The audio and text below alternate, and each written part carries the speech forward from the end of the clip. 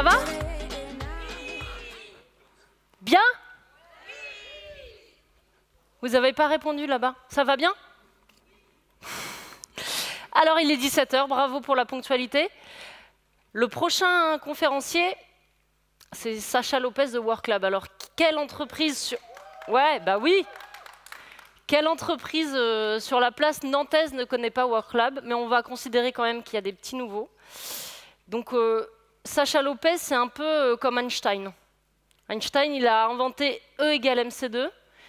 Et Sacha, qui était un peu moins fort en sciences, il a inventé 1 + 1 = 3. Donc ça, c'est WorkLab, qui se creuse les méninges tout le temps pour vous trouver des techniques d'animation ludiques, pour booster votre créativité, pour valoriser tout ce qui est intelligence collective et faire ressortir les meilleures idées en vous. Donc voilà, et en entreprise, bah, là où c'est quand même l'endroit où on doit être le plus productif, le plus créatif, c'est quand même pas un luxe. Donc je vous demande d'applaudir, s'il vous plaît, Sacha Lopez.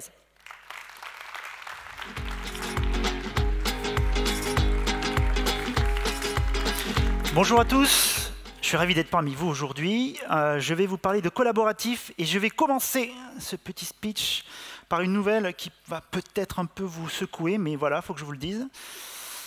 Superman n'existe pas. Voilà. Je voulais que vous le sachiez, c'est un peu, je vous prends un peu à froid là, je suis d'accord. Bon, tant qu'on y va, le Père Noël non plus. Et pour le lapin de Pâques, on n'est pas complètement sûr, mais il y a quand même des chances que ce soit une grosse blague aussi. Donc voilà, Superman n'existe pas, qu'est-ce que ça veut dire? Ça veut dire que concrètement, l'homme providentiel qui va résoudre les problèmes complexes de notre société, bah, ça n'existe pas. Se dire que globalement, dans une organisation, on va prendre quelqu'un pour faire du digital, de l'innovation, et que tout seul, il va arriver, qu'il va tout changer, bah, c'est pas possible en fait. Globalement et fatalement, on est obligé de s'y mettre à plusieurs. Voilà. Pour changer les choses, on est obligé de s'y mettre à plusieurs, on est obligé de collaborer. Et vraiment dans le sens premier du terme, labor c'est le travail et co c'est ensemble. On est obligé de se mettre ensemble. Il n'y a pas de personne providentielle qui va réussir à changer tout ça tout seul. Se mettre à plusieurs, qu'est-ce que ça veut dire? Ça veut dire qu'aussi aujourd'hui, le collaboratif, ce mot-là, il est furieusement à la mode. Aujourd'hui, si t'es pas collaboratif, allô quoi. Allô quoi. Si en 2018 t'es pas collaboratif, t'as raté ta vie quoi. L'économie elle est collaborative. L'économie aujourd'hui, voilà, Airbnb aujourd'hui est valorisé plus cher qu'Accor Hôtel. Globalement aujourd'hui, à une époque, pendant très longtemps, ben, on vous disait voilà c'est cet hôtel, il faut aller, c'est comme ça, de toute façon t'as pas le choix, et puis c'est le meilleur, et puis c'est comme ça. Et aujourd'hui finalement le collectif, le fait de se mettre à plusieurs, a plus de valeur que cette entreprise-là. Donc ça, c'est intéressant. De la même façon, pendant longtemps, on s'est dit, ben voilà, le taxi, ben, tu prendras les taxis bleus et puis c'est comme ça. Et si tu en prends un autre, de toute façon, c'est une filiale. Et ben aujourd'hui, de la même façon, le collaboratif, le collectif, arrive à générer plus de valeur qu'une entreprise qui est installée depuis des années et des années. Ça, c'est quand même assez étonnant. Alors, le web est aussi collaboratif. Moi, je me souviens, alors ça commence à faire un peu longtemps, mais je me souviens du web 1.0. Quand même, pendant très longtemps, le web, c'était quoi? C'était une espèce de vitrine géante où on vous disait de façon descendante, voilà, ça c'est super, c'est ça qu'il faut acheter. Voilà, on donnait exactement les informations qu'on voulait donner et puis on devait accepter parce qu'en fait, on n'avait pas trop le choix. Aujourd'hui, le commentaire de Didier444 qui nous dit que le restaurant est dégueulasse et que le service est nul, finalement, il a plus de valeur que le super site bien designé qui va vous montrer des plats, de photos, de plats super et tout. De la même façon, le collectif a plus de valeur que ce qu'on va vous montrer. Donc le web 2.0, c'est vraiment cette idée-là de dire qu'ensemble, on arrive à générer de la valeur plus que ce que pourraient faire des entreprises isolées en vous montrant des informations descendantes. Alors, la démocratie commence un peu aussi à être collaborative.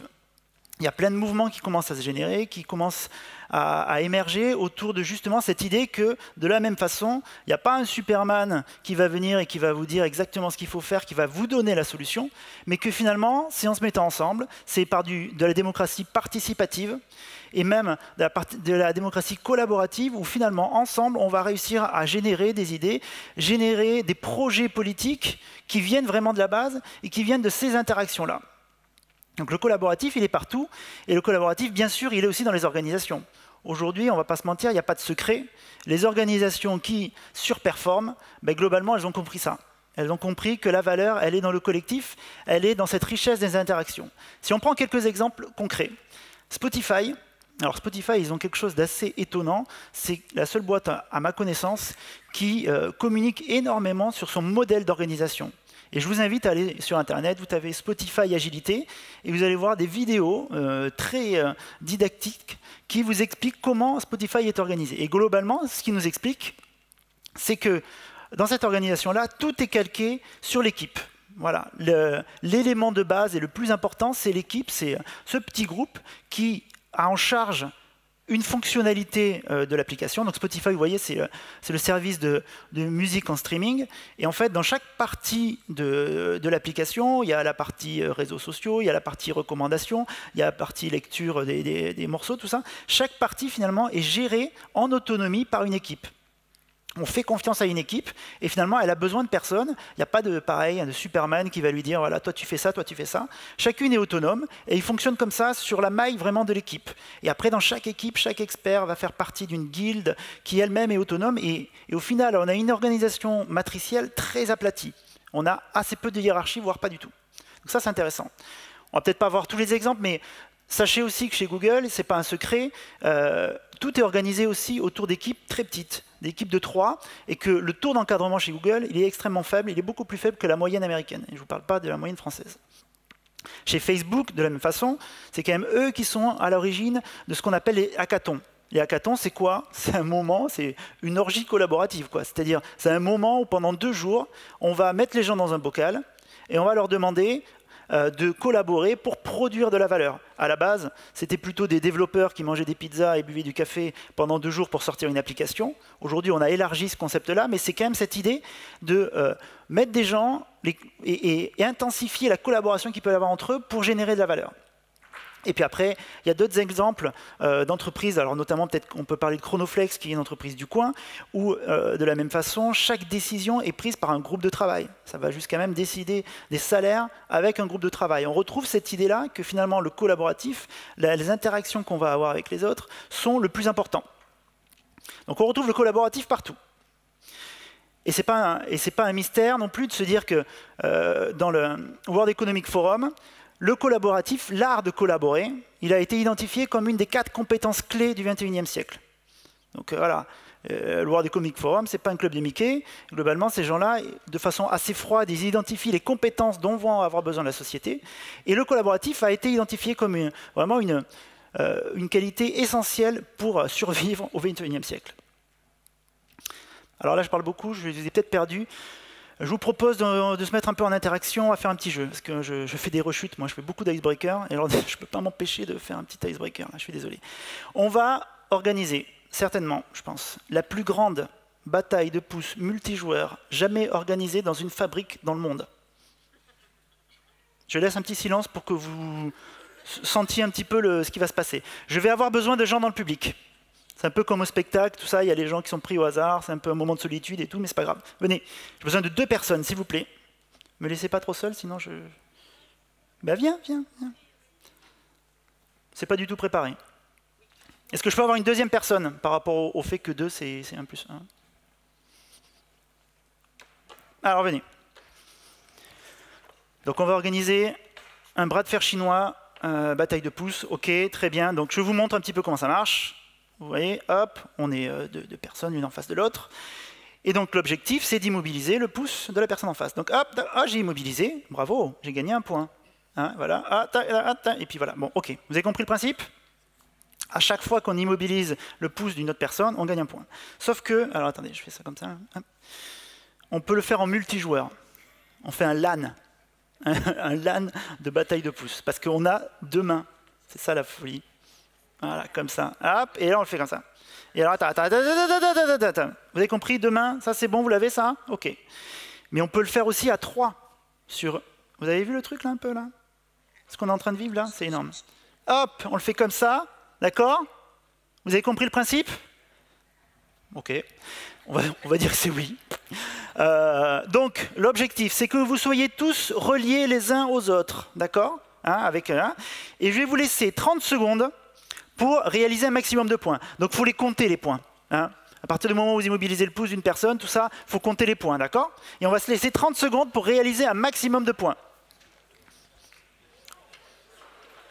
Vous voulez rester là? Ah bah non, mais on peut descendre. Hein. Non, ça, ouais, je préfère. Ouais. Est-ce que je pourrais vous rappeler après? Ah bah tu as besoin de... Après. C'est bon? Est-ce que vous êtes tous connectés?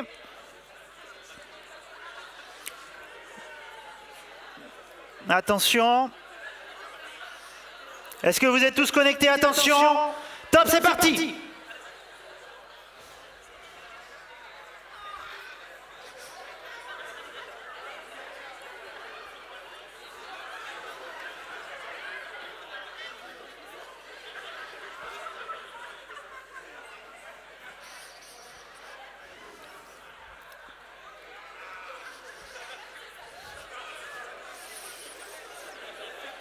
Top, c'est terminé. Top, c'est terminé. Enlève les couteaux, c'est fini.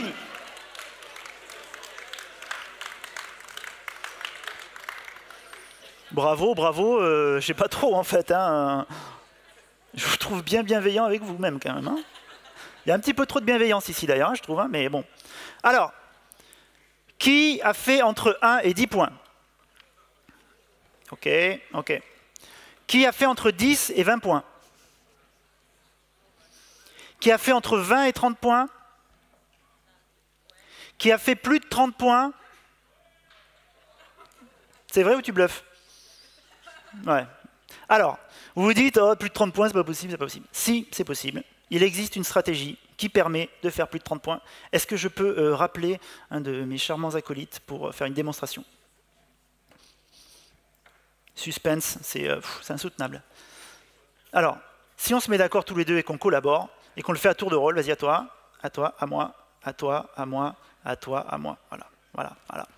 Ça, merci. Ça, finalement, c'est la meilleure stratégie pour réaliser un maximum de points. Et c'est collaborer, en fait. Sauf que collaborer, c'est pas forcément ce qu'on a en tête par défaut quand on fait ce genre d'exercice. Quand on a des interactions avec les autres, qu'on est challengé sur des points, on envisage naturellement, par défaut, toujours la compétition avant la collaboration. C'est souvent ça. Et on envisage finalement, on se dit, alors que la collaboration, c'est peut-être pas vrai partout, mais dans certains cas, c'est la meilleure stratégie. Et dans ce cas-là, c'était la meilleure stratégie, sauf qu'on ne l'envisage pas. Il y a plein de raisons pour lesquelles on n'envisage pas de collaborer. La première, c'est qu'à l'école, souvent, collaborer, ça s'appelle tricher. Je ne sais pas si vous vous souvenez la dernière fois que vous avez collaboré sur une interrogation de maths, mais généralement, ça ne se passe pas bien. Hein. On n'est pas en train de dire ah, bah, c'est bien, quel travail d'équipe. Hein. Alors, même si les choses changent, c'est vrai que ça change, ok, il y a en tout cas de moins en moins de ça, mais ça, quand même, ça existe toujours. L'école, globalement, c'est plutôt individualiste. On est meilleur que les autres, on a des classements, on a des choses. Et toutes les qualités qui sont liées à, on va dire, un état d'esprit collaboratif, c'est pas valorisé. Si vous avez été quelqu'un de très collaboratif, vous avez certainement un bulletin de notes qui ressemble à ça. Globalement, on va vous dire que vous étiez bavard, vous étiez dissipé, que vous trichiez en classe. Voilà. Tout ça, c'est des qualités qui, à l'école, font qu'on ne va peut-être pas surperformer, mais qui, l'air de rien, quand on arrive dans le monde professionnel, sont quand même sacrément importantes. Parce qu'on a quand même besoin de gens qui savent travailler en équipe, au-delà de gens d'élite qui sont spécialement intelligents. Ce n'est pas mon bulletin de notes. Hein. Je préfère le dire tout de suite. Hein. D'accord? Alors, je vais partager avec vous des convictions qu'on a fortes autour du collaboratif et des messages d'espoir. D'accord? Nous, on pense que collectivement, on peut être meilleur que des experts. D'accord? Pour illustrer ça, je vais vous parler d'une expérience qui a été menée dans les années 1900. Dans les années 1900, au Royaume-Uni, ce qu'il faut savoir, c'est qu'il y a beaucoup de gens qui pensaient que la démocratie, ce n'était pas une bonne idée. Qui voyaient arriver ce nouveau système-là en se disant qu'est-ce que c'est que cette idée-là, globalement, où tout le monde va donner son avis sur tout et n'importe quoi, alors que les gens, ils n'en savent rien, et qu'on va demander l'avis à des gens qui ont du mal à prendre des décisions pour eux, et on va leur demander de prendre des décisions qui engagent un État, c'est n'importe quoi, et que globalement, la démocratie, ça ne sert à rien, vaut mieux laisser le pouvoir dans les mains de personnes qui sont cultivées, d'une certaine classe sociale, des experts du sujet, quoi. Vous voyez un peu le délire un peu à cette époque-là, hein? Et Francis Galton, c'était un statisticien qui a vécu en Écosse à cette époque-là, et Francis Galton, il pensait ça. Il pensait comme ses copains. Il pensait que globalement, ça servait à rien de demander l'avis à tout le monde là, à voter sur tout et n'importe quoi, et qu'il valait mieux demander à un expert qui sait plutôt qu'au commun des mortels. Pour enfoncer le clou, il s'est livré à une petite expérience. Il allait dans une foire agricole, d'accord? Et dans cette foire agricole-là, il y avait un jeu concours qui était organisé, où on avait un bœuf, voilà, le bœuf dépecé, il fallait estimer son poids. Donc chacun jouait, mettait son nom, prénom, l'estimation, il mettait son bulletin dans l'urne, hop, il votait, et globalement, à la fin de la journée, la personne qui était le plus proche du poids réel du bœuf avait gagné. Chez nous, on aurait plutôt fait ça avec un filet garni, mais l'idée, elle est là, d'accord? Et donc il dit, regardez, pour un truc aussi bête que ça, moi je pense qu'un expert, en l'occurrence un boucher, sera meilleur que le commun des mortels qui va donner son avis sur tout et n'importe quoi. Et donc à la fin de la journée, il ramasse tous les petits papiers et il les compare à l'estimation du boucher. Et effectivement, prises une à une, les estimations, elles sont moins bonnes que celles du boucher. Sauf que Francis Galton, je vous ai dit, il est statisticien. Alors il fait une rechute, il ne peut pas s'empêcher de faire une moyenne sur l'ensemble des estimations. Et en faisant la moyenne, il tombe à la livre près sur le poids du bœuf. Je laisse un petit silence. Étonnement.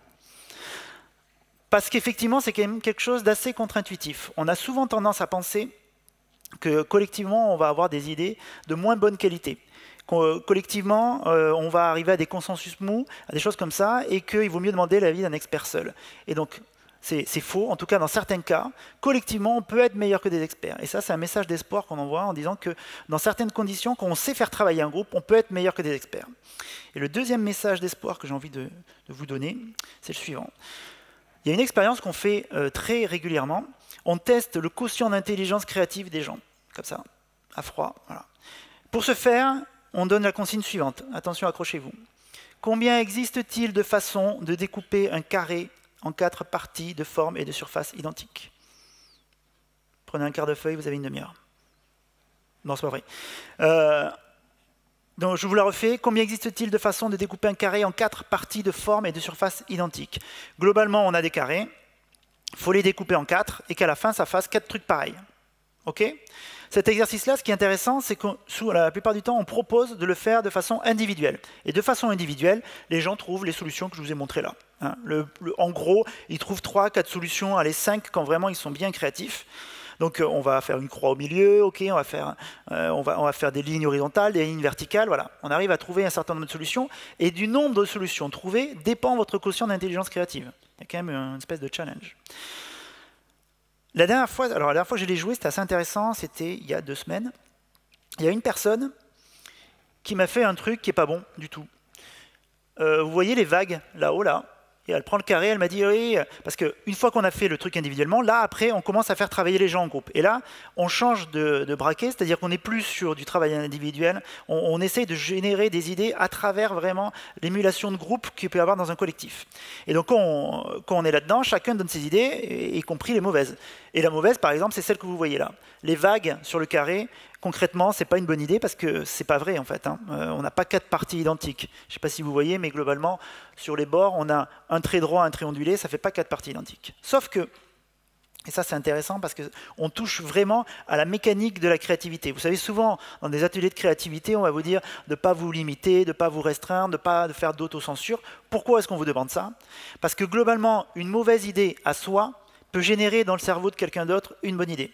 C'est comme ça que ça marche en fait. Et c'est pour ça qu'on essaye de générer un maximum d'idées en se disant, sur la quantité d'idées, on va forcément en trouver une bonne.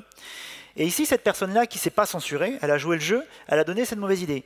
Sauf qu'en donnant cette mauvaise idée-là, les autres ont rebondi en disant « Ah ben non, cette idée-là, elle n'est pas bonne, parce qu'effectivement, les traits ondulés, ça ne marche pas. » Pour autant, la deuxième solution, si on commence à jouer sur une symétrie, celle-là, elle marche. Le fait d'avoir donné des courbes ondulées ouvre un champ des possibles énorme. Et donc les autres rebondissent, trouvent des autres solutions, et au final, on se rend compte qu'il y a une infinité de solutions. Donc ça, c'est un message d'espoir qui nous dit que collectivement, on peut être meilleur que des experts, et que collectivement, quand on sait jouer sur l'émulation de groupe, on arrive à générer beaucoup d'idées, et donc à être infiniment plus créatif. D'accord? Mais je ne vais pas vous laisser partir sans vous donner le pendant un petit peu de tout ça, parce que collectivement, on peut être très intelligent, et collectivement, on peut aussi être très con. Ça, vous le saviez peut-être déjà, comme l'illustre parfaitement la petite vidéo que je vais m'empresser de vous montrer.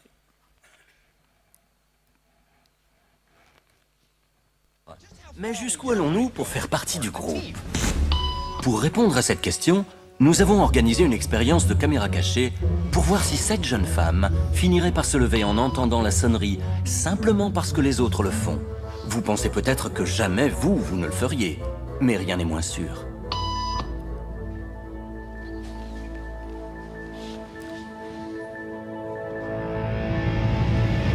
Il n'aura fallu que 3 sonneries pour que cette jeune femme, sans même savoir pourquoi, aligne son comportement sur celui du groupe. Et que se passerait-il si le groupe n'était plus là? Elaine, c'est à vous.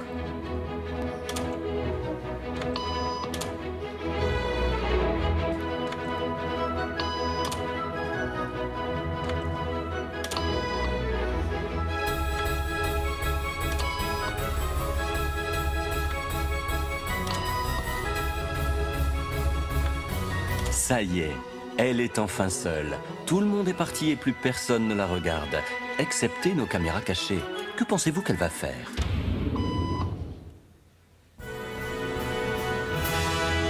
Notre cobaye n'a même plus besoin d'être en présence d'autrui pour se conformer aux règles du groupe. Voyons ce qui se passe si nous faisons entrer un nouveau personnage en scène qui ignore la règle. Bonjour, j'ai un rendez-vous à midi. Asseyez-vous, ce sera à vous dans quelques minutes. Parfait. Merci.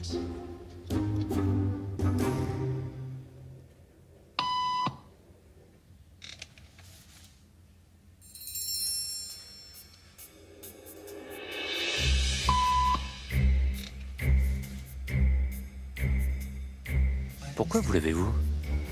Tout le monde le faisait. Je croyais qu'on était obligés. Vous pensez que le petit nouveau va suivre le mouvement?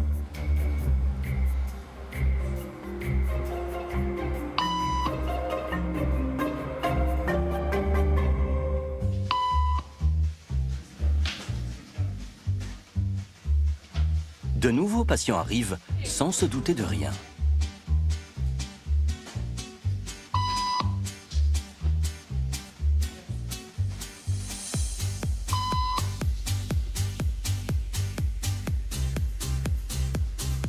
Lentement, mais sûrement. Ce qui n'était qu'une règle inventée spécialement pour cette jeune femme est devenu la norme pour tout le monde dans la salle d'attente. Pour nous expliquer ce qui se passe dans leur cerveau, voici Jonah Berger, de l'Université de Pennsylvanie. Ce comportement de meute intériorisée, c'est ce qu'on appelle l'apprentissage social. Dès le plus jeune âge, dès que nous voyons un de nos congénères faire quelque chose, notre cerveau nous envoie un signal positif si nous répétons cette action. Quand j'ai vu tout le monde se lever, j'ai senti qu'il fallait que je fasse pareil. Sinon, je me serais sentie exclue. Une fois que j'ai commencé à les imiter, je me suis sentie bien plus à l'aise. Le conformisme est essentiel aux sociétés humaines, mais il peut aussi mener à de mauvaises habitudes ou à répéter d'anciennes erreurs. Cela explique pourquoi même les rebelles qui n'imitent pas les bêtises de leurs semblables finissent par rejoindre leur rang. Plus choquant encore que de voir à quelle vitesse le conformisme façonne nos comportements est de constater que certaines forces modèlent notre façon de penser. Alors ça fait un peu froid dans le dos, hein. Globalement, voilà, je vais conclure là-dessus. L'idée, c'est de se dire que collectivement, on peut être meilleur que des experts, on peut être infiniment créatif, et qu'un groupe, c'est une richesse. Après, un groupe, ça peut être aussi dangereux, et je pense qu'il est urgent de réapprendre à travailler ensemble. Merci à tous.